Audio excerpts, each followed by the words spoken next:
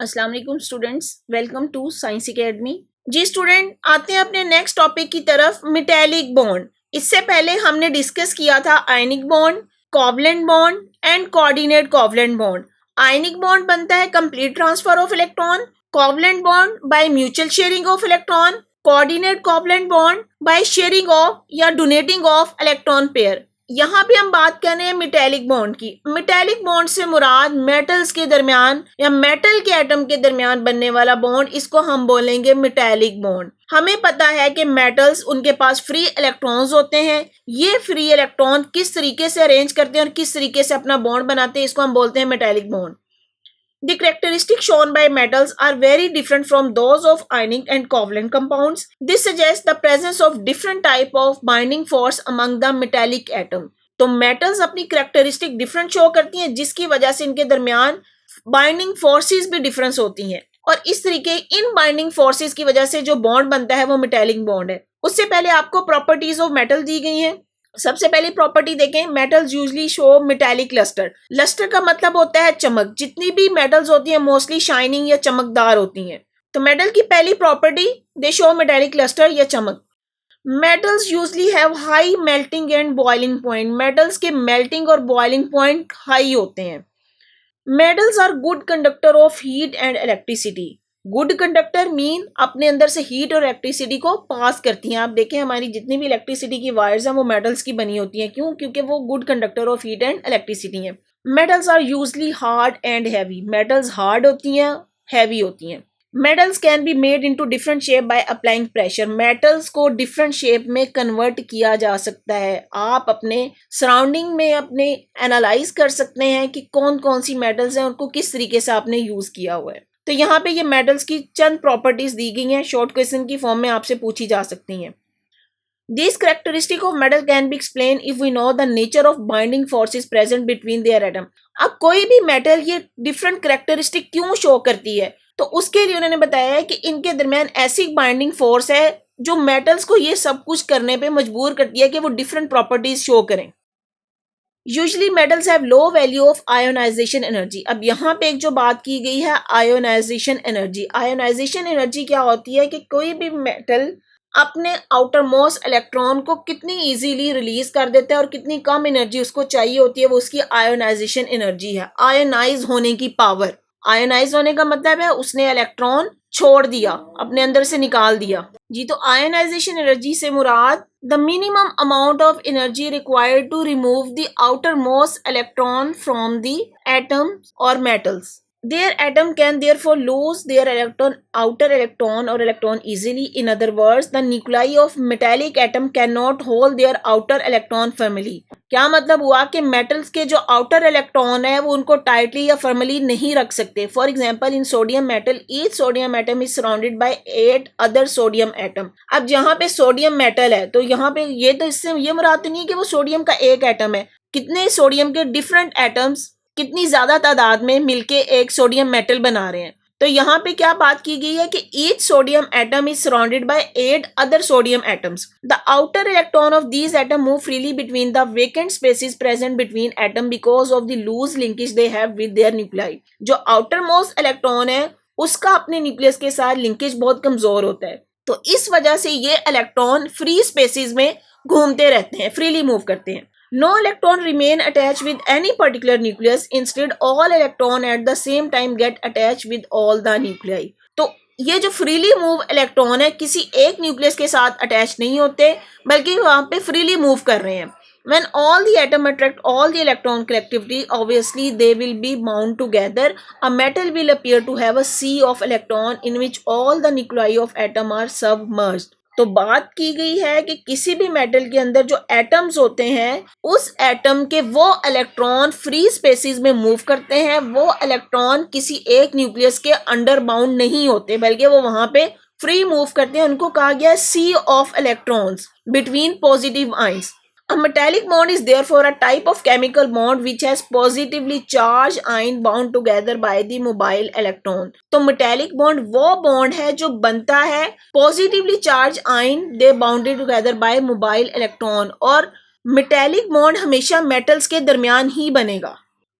अब यहाँ पे इस बात को समझें जैसे यहाँ पे सोडियम मेटल का स्ट्रक्चर है। अभी हमने कहा कि किसी भी मेटल में उसके बहुत ज्यादा एटम्स प्रेजेंट है। हर एटम के पास अपना आउटर मोस्ट इलेक्ट्रॉन है जो कि न्यूक्लियस की फोर्स के अंडर नहीं आता, या उस पे कह दें कि उस पे न्यूक्लियस अट्रैक्शन बहुत कम होती है, जिसकी वजह से इनके आउटर मोस्ट इलेक्ट्रॉन यहाँ पे फ्री स्पेसिस में फ्रीली मूव करते रहते हैं। अब यहाँ पे ये स्ट्रक्चर देखें, पॉजिटिव यहाँ पे शो करने का मतलब है ये इसका न्यूक्लियस, और इनके बाहर ये इलेक्ट्रॉन सी ऑफ इलेक्ट्रॉन ये फ्रीली मूव कर रहे हैं, ये किसी एक न्यूक्लियस के अंडर नहीं है। इन्हीं फ्रीली मूव इलेक्ट्रॉन की वजह से बनने वाले बॉन्ड को हम बोलते हैं मेटालिक बॉन्ड, और metallic bond is the characteristic of metals. आगे बात की गई है स्ट्रेंथ ऑफ मेटालिक बॉन्ड। किसी भी मेटालिक बॉन्ड की स्ट्रेंथ टू फैक्टर्स के ऊपर डिपेंड करती है। कौन से टू फैक्टर हैं? The number of positive charge present on the positive ion and the number of mobile electron. तो टू फैक्टर कौन कौन से हुए? Number one, the positive charge जो उस एटम्स के दरमियान है, और the number of mobile electrons set free by each atom, कि कितने एटम ने अपने कितने इलेक्ट्रॉन फ्री किए हैं।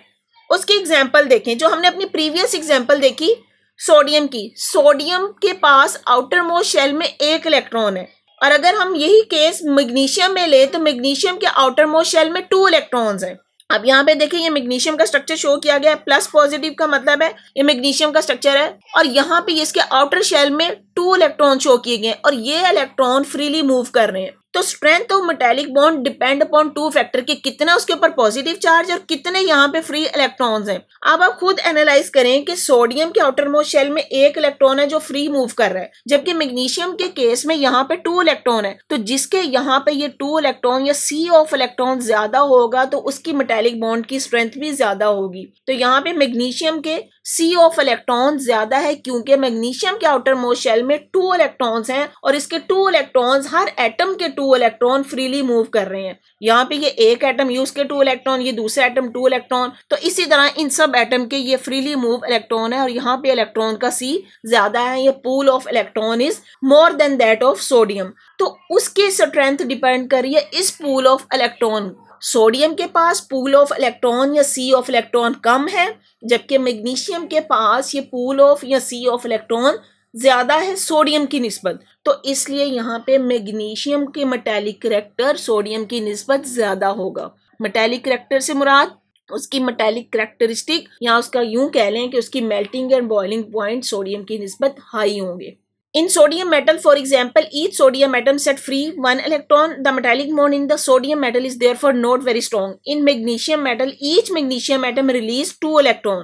अभी जो बात मैंने एक्सप्लेन की कि हर मैग्नीशियम का एटम 2 इलेक्ट्रॉन रिलीज करेगा to acquire the 2 positive charge. The metallic bond in magnesium metal will evidently be stronger than that of sodium metal. This explain why the magnesium metal melts at a higher temperature than sodium metal. तो इस बात से हमें पता चल गया कि metallic characteristic of magnesium are more than that of sodium.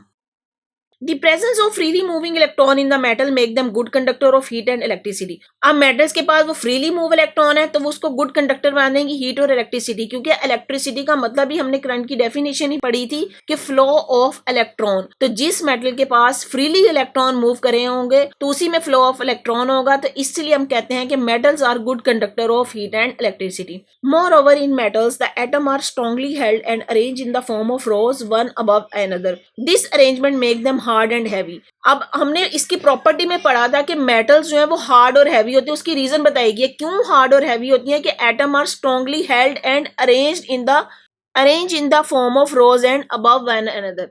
यहाँ पे आपको उस प्रॉपर्टी का आंसर भी बता दिया गया। आपसे क्वेश्चन में पूछा भी जा सकता है कि मेटल्स क्यों हार्ड और हैवी होती हैं, तो उसमें आपने बताना है कि the atom are strongly held and arrange in the form of rows one above another. This arrangement make them hard and heavy. When the pressure is applied on the metal, the upper row of atoms slip past the lower rows. As a result, their shape are changed. Metal can therefore be easily drawn into wires and sheet. अब यहाँ पे जो metal की property है कि metals are ductile या malleable, कि उनको आप वायर्स में या शीट्स में कन्वर्ट कर सकते हैं। तो यहाँ पे स्ट्रक्चर में शो किया गया है।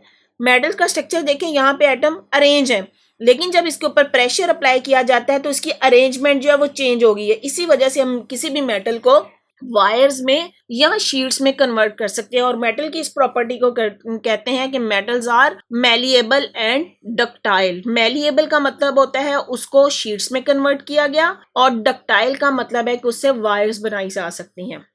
जी एक्सरसाइज है, what type of atom form metallic bond. कौन से एटम मेटेलिक बॉन्ड बनाते हैं? तो हमें पता है कि मेटल्स ही मेटेलिक बॉन्ड बना सकती हैं जिनके पास फ्री इलेक्ट्रॉन्स होते हैं। तो ऐसी मेटल्स या those metal which have free electrons. अब उसमें कौन सी मेटल आ जाएंगी? फर्स्ट ग्रुप की मेटल्स आ जा सकती हैं जिसमें सोडियम है, फिर सेकंड ग्रुप में कैल्शियम देख लें, मैग्नीशियम देख लें। तो ऐसी मेटल्स जिनके पास फ्री इलेक्ट्रॉन है वो ही मेटेलिक बॉन्ड बना सकती हैं। जी नेक्स्ट क्वेश्चन आपसे पूछा गया है, give a comparison of metallic bond with an ionic bond. Metallic bond और आयनिक बॉन्ड का कंपैरिजन करना है। आयनिक बॉन्ड के बारे में हमने पढ़ा था कंप्लीट ट्रांसफर ऑफ इलेक्ट्रॉन से बनता है, जिसमें मेटल और नॉन मेटल आ जाती है। मेटल अपना इलेक्ट्रॉन डोनेट कर देती है, मेटल अपना इलेक्ट्रॉन डोनेट करती है और नॉन मेटल इसको लेती है। तो आयनिक बॉन्ड मेटल और नॉन मेटल के दरमियान बन रहा है जिसमें कंप्लीट ट्रांसफर ऑफ इलेक्ट्रॉन है। जबकि मेटेलिक बॉन्ड क्या है? मेटेलिक बॉन्ड सिर्फ मेटल्स के एटम के दरमियान बन रहा है, तो प्योर मेटल्स में, या इसमें हम कह सकते हैं एलॉयज में।